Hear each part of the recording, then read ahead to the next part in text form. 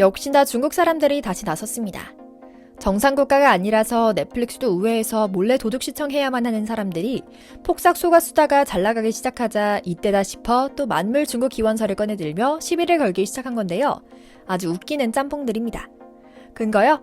근거도 없지만 내용은 간단합니다. 오징어 게임에서도 그랬고 응답하라 1988에서도 그랬지만 흥행에 성공한 한국 영화나 드라마에 나오는 문화나 정서 무드가 중국에서 유래했으며 중국 것을 무단으로 베껴간 한국이 마치 원래부터 한국 것이었던 것처럼 전 세계 홍보에 잘못 알려지고 있다는 억지를 부리고 있다는 건데요. 물질적으로나 보이는 것을 베꼈다고 하면 쳐다봐주기라도 할 텐데 뭔 놈의 정서, 스토리 차용 이런 걸 이야기하고 때리시니 도무지 반박할 생각조차 들지 않는 상황인데요. 그런 와중에 넷플릭스 폭삭 소가수다는 전세계 흥행 가도를 달리고 있습니다. 특히나 가족을 중시하고 두 세대에 걸쳐 슬픈 역사를 겪어야만 했던 민족들이 유난히 눈물 콧물 다 흘리면서 최고의 찬사를 보냈는데요. 넷플릭스 글로벌 탑10 시리즈에서는 1위를 기록했고 브라질, 콜롬비아, 베트남, 대만, 터키 등 42개 국가의 탑10 순위에 올라서 한국의 시대상을 담은 이야기가 국경을 넘어 해외에서도 공감을 얻었죠. 그리고 폭삭 소가수다의 글로벌 인기에는 넷플릭스의 세심한 현지화 전략이 숨은 역할을 했다는 분석도 나오고 있죠. 제주도의 상징과도 같은 귤을 채용해 각국 문화에 맞춘 제목을 설정한 점도 눈에 띕니다.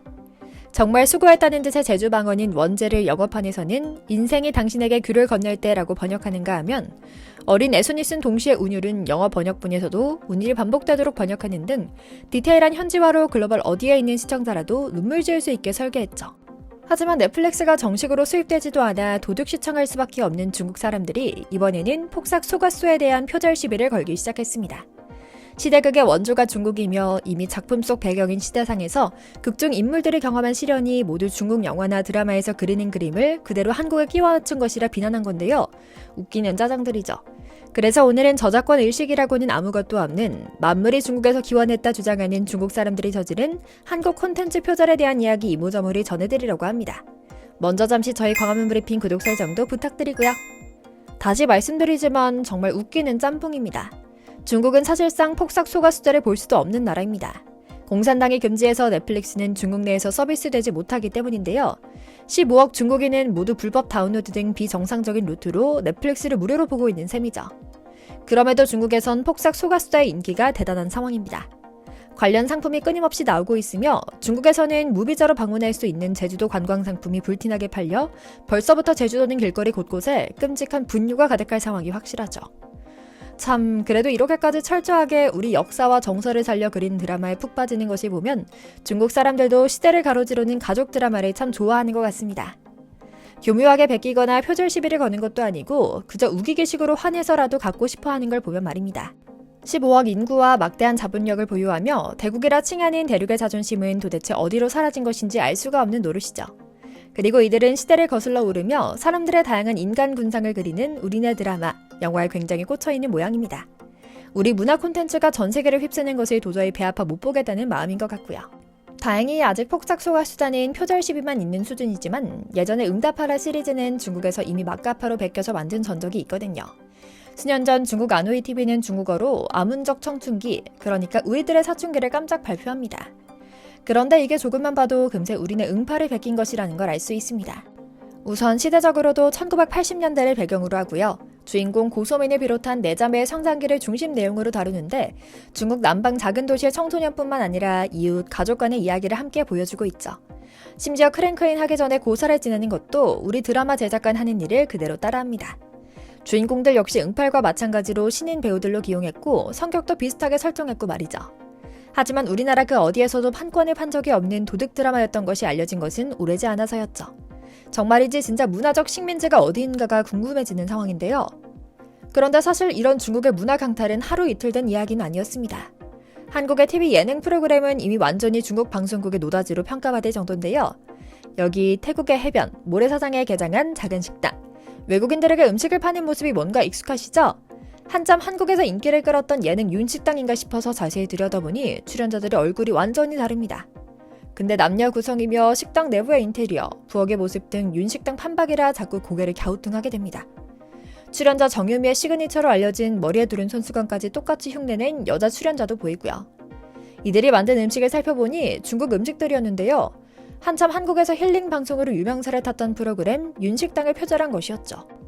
그런데 이런 빗발치는 표절 시비에 대해 이 프로그램의 PD는 기막힌 발언을 합니다. 윤식당도 일본의 카모메 식당을 모티브로 한 것이 아니냐, 이렇게 외국의 식당을 여는 컨셉은 모두가 생각할 수 있는 것이다. 게다가 한국 윤식당은 여자 사장님의 이름을 땄지만 우리 중찬팅은 중국 음식 문화를 대표하는 광범위한 이름이다 라고요. 대체 저런 문논리는 어디에서 나오는 것이 궁금할 정도입니다. 한국 네티즌들은 윤식당의 컨셉과 출연자 구성, 인테리어 등을 베낀 것도 모자라 자막 폰트와 편집 이미지마저 비슷하다고 분노에 찬 코멘트를 남겼는데요.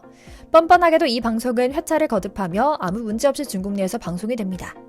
표절 방송 중찬팅은 방영 첫 해부터 같은 시간대 시청률과 화제성을 잡으며 큰 인기를 끌어 중국 예능 시청률 탑10의 대다수 순위를 차지하기도 했죠. 이처럼 과거에도 그렇고 지금도 한국의 모든 것을 표절하고 때때로 자기네 것이라 주장하는 중국의 콘텐츠들은 스토리라인은 물론이고 인물 구성, 중요 소품까지 유사해 한국인의 질타를 받아왔는데요. 사실 한알령 이전에는 판권을 사가는 척이라도 했습니다.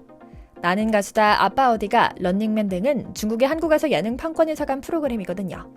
그런데 한알령 이후로는 중국 방송가는 아예 양심을 팔아먹은 것처럼 행동하고 있습니다. 한국 국회의원이 방송통신위원회에서 자료를 받아 발표한 조사 결과에 따르면 중국 방송이 우리나라 프로그램을 표절한 것으로 확인된 사례만 30건이 넘을 정도였죠. 물론 뿌리가 의심되는 한국 억가들은 한국도 다 베끼며 컸다고 말합니다. 일정 부분 사실인 지점도 있습니다. 사실 문화 콘텐츠 시장은 알게 모르게 베끼기가 관행이기도 하거든요. 성공한 작품을 베껴오면 최소한의 노력으로 흥행을 거둘 수 있기 때문이죠. 하지만 단기간의 수익에 불과하다는 점을 잊지 말아야 합니다. 한국도 시행착오를 거쳤지만 기본적으로 대놓고 베낀 작품들은 흥행하지도 못하고 금세 시청자들 관심과 기억 속에서 사라지거든요. 얼마 전까지만 해도 예능의 경우 다른 나라에서 성공을 거둔 컨셉이나 스토리 등을 은근슬쩍 베끼는 경우가 많았는데요. 요즘에는 글로벌 미디어 시장이 워낙 커진 데다 콘텐츠 확인이 쉬워 이런 표절이 쉽지 않은 것이 사실입니다. 한국은 특히 표절에 대해 민감해서 요즘은 다른 나라 프로그램을 그대로 베껴오는 건 찾아보기 힘들 정도고요.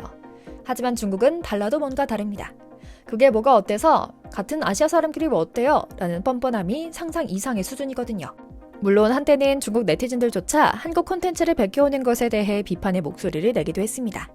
중국판 트위터인 웨이보에 만드는 프로그램마다 한국 프로그램 표절이라며 한국 예능을 표절한 중국 예능이라는 해시태그가 등장하기도 했었죠. 그런데 이게 1년, 2년 시간이 흐르다 보니 당연시 되기 시작한 것입니다. 그런데 더 큰 문제는 훔친 포맷으로 버젓이 방송을 하고 있는 중국 방송사들이 이걸 수출까지 하고 있다는 점입니다. 한국 프로그램들의 고유한 아이디어가 중국의 것으로 둔갑해버린 거죠. 프랑스 깐느에서 열린 영상 콘텐츠 마켓인 밉TV에서도 중국의 뻔뻔스러운 행태는 이어졌는데요. 한류 예능을 표절한 작품을 깐느에서 대놓고 판권을 판매하려 했던 것이죠. 하지만 모든 것이 CCP 마음대로 이뤄지는 중국에서는 공산당의 협조 없이는 그 어떤 저작권도 인정받지 못할 겁니다. 그래도 변하지 않는 것은 바로 우리 문화의 저력은 이런 중국도 초조하고 분노하게 만든다는 점이 아닌가 하는 생각에 자부심도 드는데요. 십수년째 양심 없는 베끼기를 하고 도둑 시청하는 중국이 하루빨리 혼쭐 나길 바라며 오늘 영상 마치겠습니다. 저희 광화문 브리핑 채널 구독, 좋아요도 부탁드리고요. 오늘도 시청해주셔서 감사합니다.